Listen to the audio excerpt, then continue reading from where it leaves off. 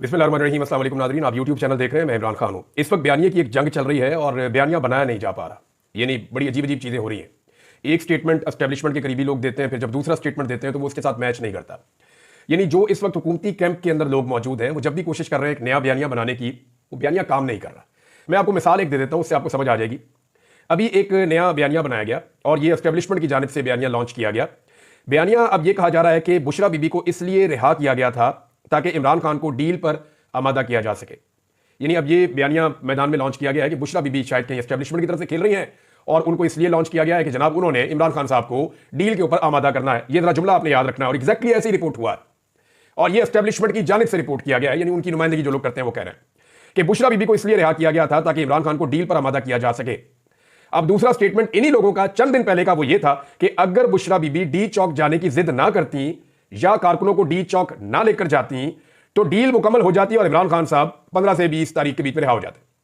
ये तो मैं भी आपको बता चुका हूं कि इमरान खान साहब के पास ये ऑफर मौजूद थी, लेकिन उन्होंने इस ऑफर को रद्द कर दिया था। उन्होंने जेल में रहना पसंद किया था, लेकिन उन्होंने ये कहा था कि मैं ऐसी कोई चीज नहीं मानूंगा जब तक कि मेरी शराइत के ऊपर अमल दरामद नहीं किया जाएगा। फिर 26 में जो कत्लेआम हो गया तो सिचुएशन पूरी की पूरी बदल गई। अब ये दो अलग स्टेटमेंट है। एक स्टेटमेंट में आज के दिन ये कह रहे हैं कि बुशरा बीबी को रिहा किया गया ताकि इमरान खान को डील पे आमादा करें। कल ये कह रहे थे कि बुशरा बीबी ही रुकावट है, इमरान खान को जेल से बाहर नहीं आने दे रही और वो डील मुकम्मल नहीं होने दे रही। तो ये दोनों अलग अलग चीजें ना, तो बयानिया बनाया नहीं जा पा रहा। लेकिन इन दोनों चीजों में एक चीज कंफर्म हो गई कि जो भी इनको खबरें फीड कर रहा है या जो भी इन्हें कह रहा है वो बहुत फ्रस्ट्रेटेड है कि किसी तरह डील हो जाए। देखिए ना, ये दोनों बयान ये बता रहे हैं कि डील पे इमरान खान आमादा नहीं हो रहा। होता यह है कि बेवकूफ लोग हैं ना, इनको पता भी नहीं है कि बयानिया बनाना कैसे है।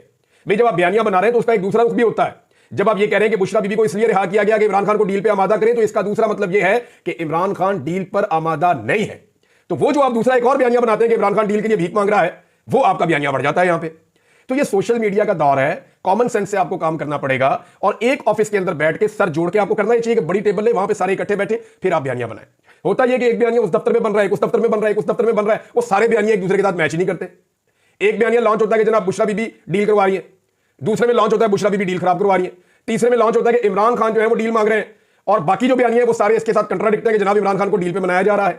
तो यहां साबित हो जाता है कि इमरान खान साहब, ये बात कंफर्म हो जाती है कि वो दरवेश आदमी जो है उससे डील मांगी जा रही है, वो डील करना नहीं चाह रहा। अब आ जाए एक बहुत बड़ी खबर की तरफ। इमरान खान साहब के चंद बड़े करीबी लोगों से मेरी बातचीत हुई और ये खबर दो जगह से मैं आपको कंफर्म करके बता रहा हूं। खबर यह है कि इमरान खान साहब ने अपने लोगों से यह कहा है जिनसे उनकी मुलाकातें हुई हैं कि मुझे बाहर आने की कोई जल्दी नहीं है, ना मैं फौरी तौर पर बाहर आना चाहता हूं, लिहाजा इस वक्त आप हुकूमत के साथ एंगेजमेंट करें।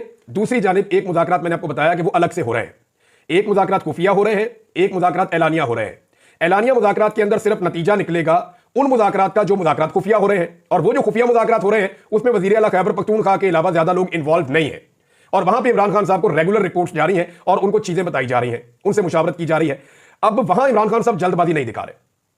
मैं आपको फिर कह रहा हूं कि हुकूमत बार बार कह रही है, इरफान सिद्दीकी साहब ने स्टेटमेंट दिया कि इमरान खान साहब को बनी गाला शिफ्ट करने के हवाले से कोई ऑफर नहीं की गई। तो इरफान सिद्दीकी साहब को किसी ने आगाही नहीं किया, उनको इन्फॉर्म ही नहीं किया। इमरान खान साहब के पास ये ऑफर काफी दिनों से मौजूद है। ये ऑफर उनके पास नवंबर से, बल्कि अक्टूबर में भी उनको ये ऑफर दी गई थी, फिर नवंबर में उनको ये ऑफर दी गई और नवंबर में बड़े शद और मद के साथ 24 तारीख को उनके सामने ये ऑफर रख दी गई थी। लेकिन इमरान खान साहब ने उससे इनकार कर दिया था। इमरान खान साहब अभी मजीद चंद महीने बड़े आराम से जेल में रहने के लिए तैयार है। अब तो मौसम भी अच्छा है, कोई इतनी शिद्दत नहीं है, तो इमरान खान साहब जेल में वक्त गुजारने के लिए तैयार है और वो ये कहते हैं कि मैं नजरबंदी में नहीं जाऊंगा। देखिए, अगर इमरान खान साहब बनी गाला में नजरबंदी पसंद कर लेते हैं अपने लिए और वो कहते हैं ठीक है मुझे बनी गाला में आप नजरबंद कर लें, क्योंकि पूरे सिस्टम की ये डिमांड है कि आप पहले अपने घर जाएं, वहां से फिर आप अदालतों के जरिए आजाद हो जाएं। अब ऑफर्स क्या है इस वक्त इमरान खान के पास, वो मैं आपको बता देता हूं। ऑफर यह है कि जनाब आप अपने घर में जाके हाउस अरेस्ट हो जाए, हम अदलिया के ऊपर से दबाव खत्म कर देंगे, आप अदलिया में अपने केसेस का सामना करके कानून के मुताबिक अपनी आजादी आप ले लें और जब आपको आजादी मिल जाए तो उस वक्त आप अपने घर में होंगे और वहीं पे आपके ऊपर से जो जेल का अमला उसको हटा लिया जाएगा और चीजें नॉर्मलाइज हो जाएंगी। एक तो ये उनको ऑफर दी गई है, लेकिन इसमें डिमांड ये की गई है कि अब आप इदारों के हवाले से अपनी पॉलिसी को थोड़ा सा बदल दें और एस्टेब्लिशमेंट के ऊपर, स्पेशली जो टॉप 3 लोग हैं, उनके ऊपर बिल्कुल तनकीद ना की जाए, बल्कि उनका नाम भी ना लिया जाए। इस किस्म के मुतालबात किए गए हैं। अब और ये मुझे पाकिस्तान तहरीक इंसाफ के बड़े अहम लोगों ने ये बात बताई है कि जनाब मुतालबात यहां तक पहुंच गए हैं और इसको एस्टेब्लिशमेंट के कुछ सोर्सेज जो है वो कंफर्म भी कर रहे हैं कि जनाब हमें अपनी फिक्र पड़ गई है, क्योंकि जिनकी हुकूमत बनाई है वो टके का डिलीवर नहीं कर पाए। उन्होंने कोई काम नहीं करके दिखाया। दावे उनके बहुत बड़े बड़े थे लेकिन वो डिलीवर करने में नाकाम हो गए। उनके इंटरनेशनल ताल्लुकात के जो दावे थे उनकी भी कलई खुल गई है और जो बाइडन के इलेक्शन हारने के बाद तो बिल्कुल ही खोता खूह में गिर गया है, क्योंकि जो बाइडन के मामला में वहां पाकिस्तान पीपल्स पार्टी के मामला बहुत ठीक थे। अगर जो बाइडन की पार्टी दोबारा जीत जाती तो बिलावल को वज़ीर-ए-आज़म बनाने का इम्कान हो जाता। तो मामला यह है कि इमरान खान साहब मजीद इंतजार करने के लिए तैयार हैं और वो ये देखना चाह रहे हैं कि कॉन्फिडेंस बिल्डिंग मेजर्स क्या लिए जाते हैं। यानी वो ये कहते हैं कि जब तक मेरे लोगों को रिहा नहीं किया जाता तब तक तो मैं अपने घर में जाने के लिए तैयार नहीं हूं। और इमरान खान साहब से जो मुतालबात हैं वो मैंने आपके सामने रख दिए कि फौरी तौर पर हुकूमत को ना गिराएं, फौरी तौर पर कोई तहरीक ना चलाएं, आप अपने घर चले जाएं, अदलिया के ऊपर से हम दबाव हटा लेंगे, मैनेज नहीं करेंगे, आप अपने फैसले अपने हक में ले लें, आपके लोग भी आहिस्ता आहिस्ता छूट जाएंगे, आप अपनी पाबंदी खत्म करवा के जो है वो कौमी असम्बली के मेंबर बन के आकर कौमी असम्बली में भी बैठ सकते हैं, फिर वक्त के साथ साथ आप अपनी तहरीक चला लीजिएगा। तो नॉर्मल तरीके से चीजों को ऊपर एक्सीलेट करें आप। लेकिन इमरान खान साहब जो है वो कॉन्फिडेंस बिल्डिंग मेजर्स चाहते हैं ताकि उन्हें नजर आ जाए कि क्या उनके लोगों को छोड़ा जा रहा है, क्या जुल्म और ज्यादती बनती जा रही है, क्योंकि अभी भी पाकिस्तान तहरीके इंसाफ के कुछ लोग मुबैना तौर पर लापता है। अजहर मशवानी साहब ने 2-3 लोगों की भी फोटो लगाई है कि ये लोग लापता किए गए हैं जबरी तौर पर, और बहुत सारे लोग ऐसे हैं जो बेगुनाह जेलों में कैद है। आहिस्ता आहिस्ता उनकी रिहाई तो हो रही है, लेकिन इमरान खान साहब अभी सिस्टम पर एतबार नहीं कर रहे। अच्छा, इसमें इमरान खान साहब ने और उनकी पार्टी ने एक चीज तय की है कि 31 जनवरी तक का टाइम देना इस हुकूमत को कि 31 जनवरी तक आप हमारे साथ मुज़ाकरात करें। पहले इमरान खान साहब इतना ज्यादा टाइम देने के हक में नहीं थे, वो कम टाइम देना चाह रहे थे, लेकिन अब उन्होंने 31 जनवरी तक का टाइम दिया। बल्कि पाकिस्तान तहरीके इंसाफ के सोर्सेज से मैं आपको बता रहा हूं कि ये हुकूमत और टाइम मांगेगी तो इनको 15-20 दिन का और टाइम भी दे दिया जाएगा और इंतजार करेंगे। जो बाइडन की जब इंतजामिया खत्म हो जाएगी तो इनकी सपोर्ट खत्म हो जाएगी जो पाकिस्तान की हुकूमत और एस्टेब्लिशमेंट के पास है। जुल्म और बर्बरियत का दौर जो है उसके ऊपर एक ताला लग जाएगा। उस तरह का जुल्म और बर्बरियत नहीं की जा सकेगी जो माजी में की गई है। फिर पाकिस्तान तहरीके इंसाफ दोबारा से एक तहरीक खड़ी करेगी और उस तहरीक के नतीजे में वो फरवरी के एंड में या मार्च के शुरू में एक दोबारा से लॉन्ग मार्च करने का इरादा रखते हैं। मैं आपको भी ये बता रहा हूं कि मेरी पाकिस्तान तहरीके इंसाफ के लोगों से भी बात हुई है और जो चीज़ें दिखाई दे रही हैं वो यही है, क्योंकि अभी सर्दी की एक वेव है पूरे मुल्क के अंदर और अभी कोई तहरीक ऐसे चलती नहीं है इतनी सर्दी के अंदर। लिहाजा पहले इंतजार किया जाएगा कि जो बाइडन की हुकूमत खत्म हो जाए और इंतजार किया जाएगा, हुकूमत को पूरा मौका दिया जाएगा कि हुकूमत अगर चाहे तो वो मुज़ाकरात कामयाब कर ले और मुज़ाकरात कामयाबी के नतीजे में हुकूमत को भी कोई थोड़ी बहुत फेस सेविंग मिल जाए और पाकिस्तान तहरीके इंसाफ जो है उनको भी इंसाफ मिल जाए। लेकिन अगर ऐसा नहीं होता तो फिर पाकिस्तान तहरीके इंसाफ ने अपनी तहरीक जो है वो बना रखी है और पाकिस्तान तहरीके इंसाफ के बकौल वो फिर जो सोर्सेज मेरे बता रहे हैं वो फिर एक तहरीक चलाएंगे दोबारा से मार्च के अंदर और वो इस तहरीक से मुख्तलिफ होगी और इमरान खान साहब को फिर वो आज़ाद करवाने के लिए पूरी कोशिश करेंगे। इंटरनेशनल प्रेशर भी बढ़ेगा जबकि जो बाइडन की सपोर्ट भी या मगरबी सपोर्ट जो अब तक थी वो मौजूद नहीं रहेगी। इससे पहले पाकिस्तान तहरीके इंसाफ मुल्क भर में जलसों का आगाज भी करेगी और ये काम आप फरवरी के महीने में होता हुआ देखेंगे। यानी इमरान खान साहब को कोई जल्दी नहीं है इस वक्त बाहर आने के लिए या आज़ाद होने के लिए। दूसरी जानिब हुकूमत के लिए मुश्किलात इसलिए बढ़ रही हैं कि इकॉनमी के जो टारगेट्स हैं वो पूरे नहीं हो रहे। अदादोशुमार के मुताबिक हुकूमत ने जो पैसा इकट्ठा करना था, जो टैक्स कलेक्शन करनी थी, उसमें हुकूमत को बहुत बड़ा खसारा हुआ है जो 386 अरब रुपए का है। अगर आप इसको डॉलर्स के अंदर कन्वर्ट करें तो 1.4 अरब डॉलर्स का खसारा है जो पाकिस्तान को है। जो टारगेट पूरा करना था, आईएमएफ के साथ जो वादा किया हुआ था, वो टारगेट पूरा नहीं हो पा रहा, बल्कि पाकिस्तान उस टारगेट से 1.4 अरब डॉलर पीछे है। तो अब आईएमएफ के साथ दोबारा बैठना पड़ेगा आने वाले कुछ अरसे के अंदर और आईएमएफ की सपोर्ट हासिल करने के लिए पीछे जो बाइडन इंतजामिया की पहले जैसी सपोर्ट मौजूद नहीं होगी। यहां पे शहबाज राणा साहब ने भी एक खबर दी है, ये भी बड़ी अहम खबर है। शहबाज राणा साहब की खबर के मुताबिक माशी बेहतरी के लिए हुकूमत ने जो दावे किए थे वो दावे पूरे नहीं हो सके। रवा माली साल की पहली समाही में सिर्फ 0.92% की शरह से तरक्की हो सकी है। यानी ये सिर्फ तरक्की जो है वो बहुत कम शरह से हुई है। जो हुकूमत का टारगेट था वहां तरक्की के हवाले से भी पूरा नहीं हुआ, जबकि सनती शोबे में तरक्की मनफी रिकॉर्ड की गई है। तो हुकूमत मुआशी मैदान के अंदर लगातार नाकाम होती चली जा रही है। अदनान आदिल साहब के 3 ट्वीट्स हैं, मैं आपके सामने रखना चाहता हूं। सीनियर जर्नलिस्ट हैं और उन्होंने जो तहकीकात की हैं वो मैं आपके साथ शेयर कर देता हूं। अदनान आदिल साहब तीनों ट्वीट्स के अंदर कुछ ऐसी चीजें बता रहे हैं जो तवज्जो तलब है। एक, उन्होंने कहा कि नेपरा की अपनी रिपोर्ट के मुताबिक बिजली की पैदावार की असल कीमत 7 रुपए 62 पैसे फी यूनिट है। डिस्ट्रीब्यूशन कंपनीज मार्जिन 3 रुपए 10 पैसे है फी यूनिट और ट्रांसमिशन चार्जेस 1 रुपए 37 पैसे फी यूनिट है। यानी बाकी सब टैक्सेस ताकि और जो बाकी पैसे लिए जा रहे हैं ना, यानी ये टोटल पैसे सारे अगर आप इकट्ठे कर ले तो ये 12 रुपए से कम बनते हैं फी यूनिट लागत। लेकिन जो बाकी पैसे लिए जा रहे हैं पाकिस्तान में लोगों को 60 रुपए का यूनिट भी पड़ रहा है, 50 रुपए का यूनिट भी पड़ रहा है। तो ये जो बाकी इजाफी पैसा है ये सारा का सारा हुकूमत की जेब में डाल रहा है। एक और ट्वीट में उन्होंने बताया कि नेपरा की सालाना रिपोर्ट के मुताबिक साल 2023 और 2024 में बिजली सारिफीन ने 33.88% बिजली इस्तेमाल की है। यानी सिर्फ 33% तकरीबन बिजली इस्तेमाल की है, बाकी जो 66 या 67% बिजली है वो इस्तेमाल नहीं हुई, लेकिन उसका बिल जो है वो सारिफीन ने अदा किया।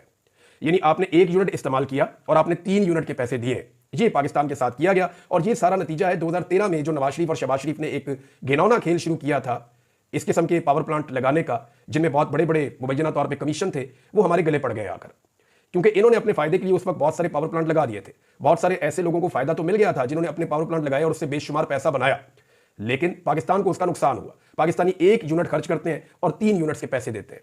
ये यहां पे अदनान आदिल साहब ने रिपोर्ट किया। साथ ही वो बता रहे हैं कि 34 खानदानों की मलकियत 70 आईपीपीज ने गुज़िश्ता एक साल में मजमूई तौर पर 966 अरब रुपए वसूल किए हैं।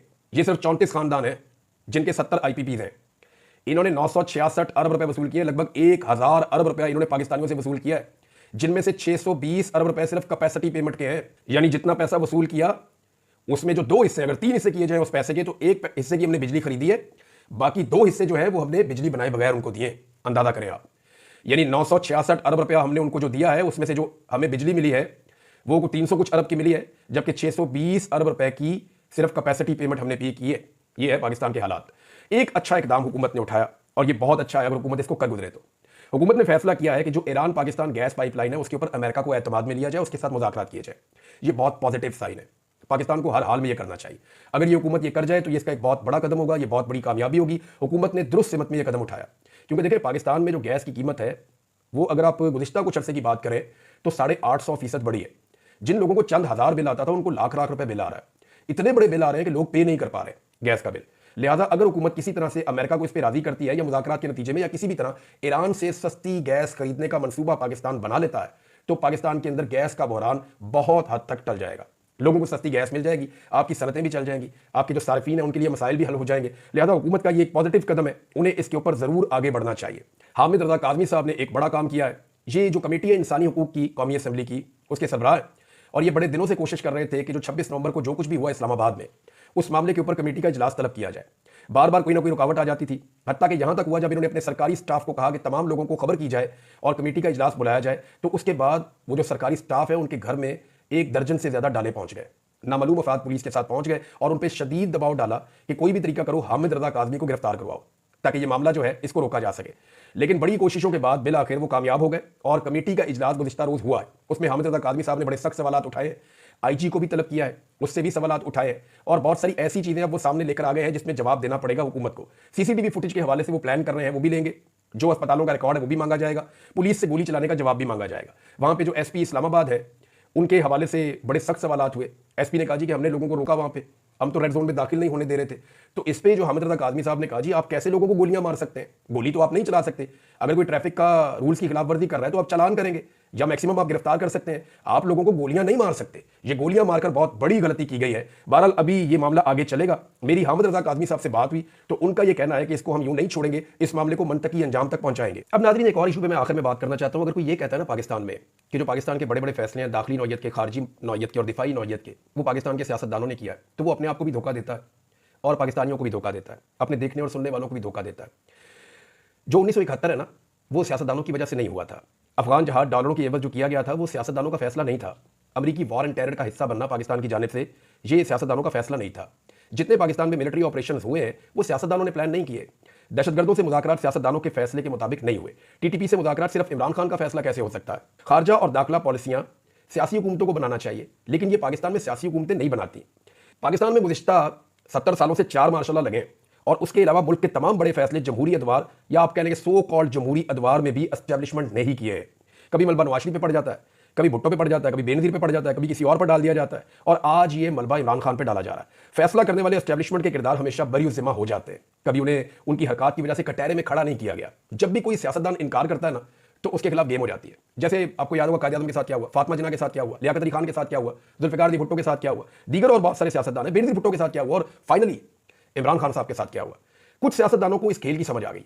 अब वो एस्टेब्लिशमेंट के साथ कुछ लो और कुछ दो का खेल खेलते हैं। जैसे मियां नवाज शरीफ है, जैसे फजलुर रहमान साहब है, जैसे जरदारी साहब है, तो उनको डीलिंग करनी आ गई है। उन्हें पता चल गया कि इनके साथ डीलिंग करो, कुछ इनको ब्लैकमेल करो, कुछ इनसे ब्लैकमेल हो जाओ, तो कुछ ले और देकर इक़्तिदार का हिस्सा बने रहे। तो नाज़रीन अब तक के लिए इतना ही। अपना ख्याल रखिएगा, अपने चैनल का भी। अल्लाह हाफ़िज़।